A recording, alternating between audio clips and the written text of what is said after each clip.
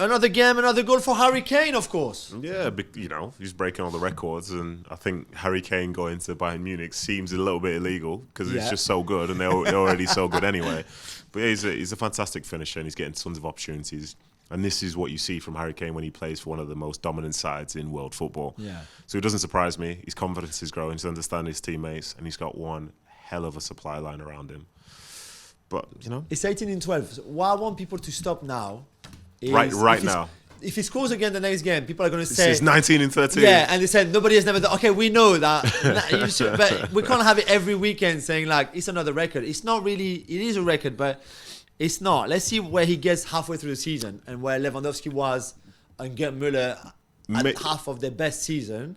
Maybe this is just a setup, though. The more you talk about how many goals he scores now means it's a bigger conversation if he goes through a couple of games without scoring. Never forget. Sometimes people put you on a pedestal to be able to knock you down.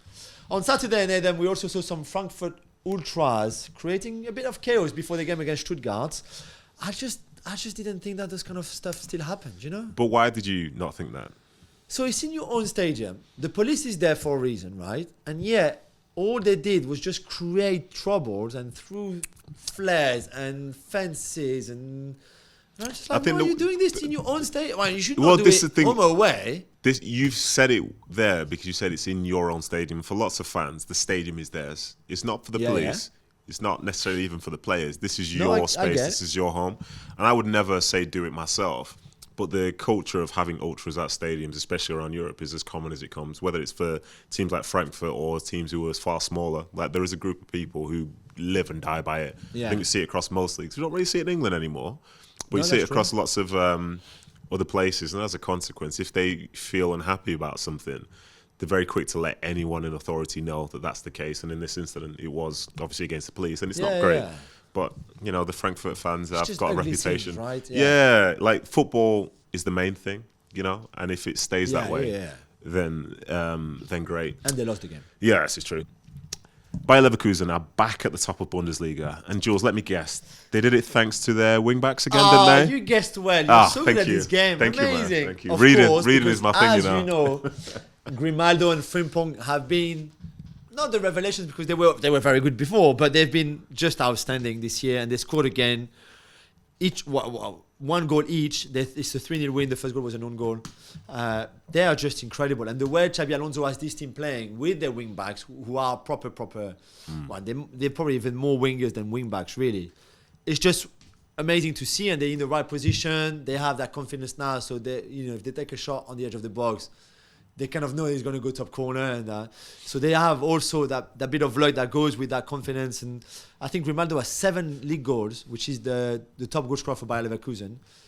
Frimpong is on 5 or 6. It's just remarkable the season they're having so far, and well done to them. They were far too good for Werder Bremen. They're still top of the table. They've only dropped 2 points, which were against Bayern. It's an incredible story, and I don't know where Xabi Alonso is going to go. There were rumors in Germany this weekend that he would go to Bayern Munich next season because, as you know, we don't know, but Tuchel might not. Tuchel might not go after this season. I don't know if he wants to go to Bayern, if he prefers a Real Madrid team, if he wants to come to England. I don't know what next for Xabi Alonso, or stay a bit longer. But we have to say that the job he's doing so far is just incredible. Absolutely. Really incredible. Right, so it was a crazy Dortmund versus Gladbach game on Saturday, Jules. Yes. So, with Dortmund, we've established already this season how mercurial they can be. You just don't know really what kind of Dortmund you're going to see. They can be amazing, like we saw against Newcastle in the Champions League, home and away. Or they can go and just crash out against Bayern and explode in the first 10 minutes.